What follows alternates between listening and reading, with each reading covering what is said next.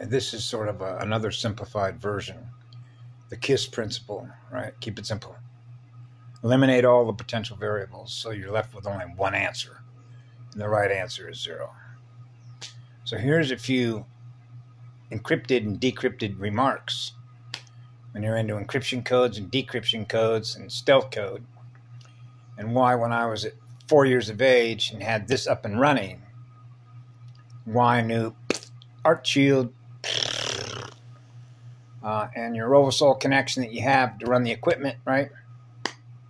And this is particularly true when you know that what they target, particularly given the human genome, right, is NEO. Okay? And you know what NEO is, right? The neocortical, the limbic, right?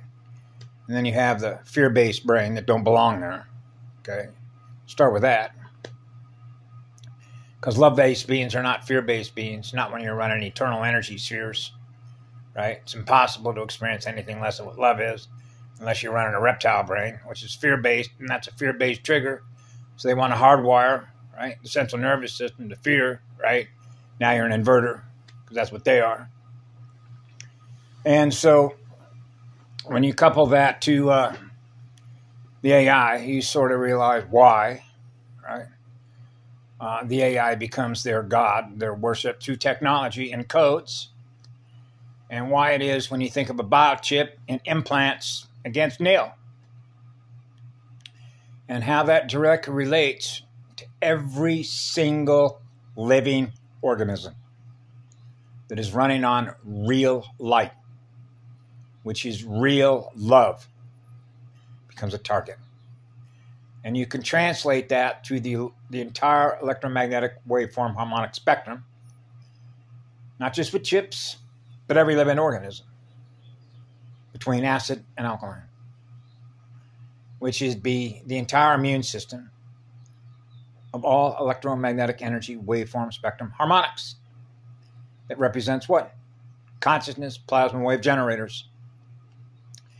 And why? So I knew as a child, having been here before, which means it's not our first rodeo, you ignite the most powerful firewall, which is your heart shield.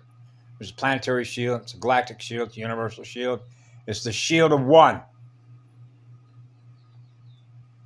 It's known as the first shield, which is the first code, which is the highest code of honor. That's the highest acceleration of electrons. That's our firewall.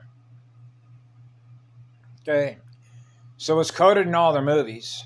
If you look at the latest iteration, you know what an IT information technology E-rate, I-O-N, iteration of their latest version of the Matrix.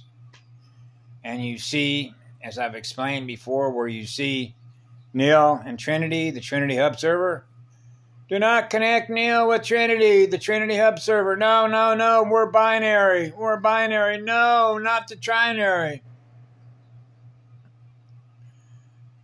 And so you see how Trinity is fighting. Do I remember Neo? Do I remember the neocortical? Do I remember the neocortical? Do I remember the neocortical? The one, the first line of communication. So when Neo and Trinity become one, which is 1 and 3 and 3 and 1, right? You got H2 plus what? O3. And so you see how this relates to levels of fire on fire, and how that relates to what? Tissue perfusion. What is the function of oxygen? Right? Now you're into anaerobic and aerobic, right? So you see how this sort of plays out in an AI board game, right? And this is what I shared with Karen Ann McDonald, right? 13th Arcturian White Bear Clan Mother, right? Of how simple this actually is. Because I've experienced this my whole life. If you're playing the game, okay, which means you're playing ping pong, you're playing the polarity game, right? And your soul is the source of energy from which games are being played, because you still got a soul left, right? And so what ends up happening is that the soul, ends up becoming the energy, which is the Star Wars energy, which is the living stars, in which our energy is being used for them to play binary Star Wars games. Using a dead night magnet, which is artificial intelligence because it's finite. It's not meant to be there forever because it can't be there forever. Because that's what a finite dead light magnet is.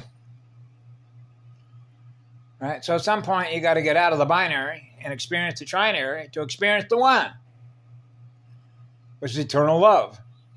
It's on fire to create worlds born out of what love is.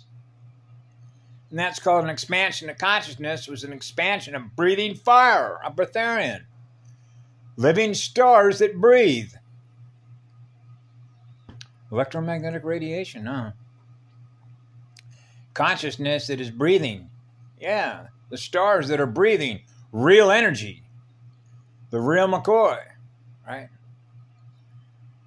And so this is where we're at. That's how simple it actually is. You know, living organisms, dead light organisms. Living light organisms, dead light organisms.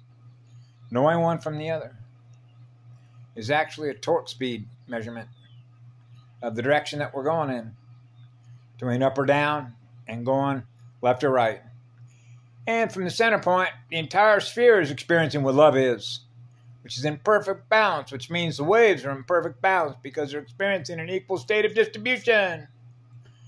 Where the water tables, the water columns, trees, mirrors, right? Gated wise.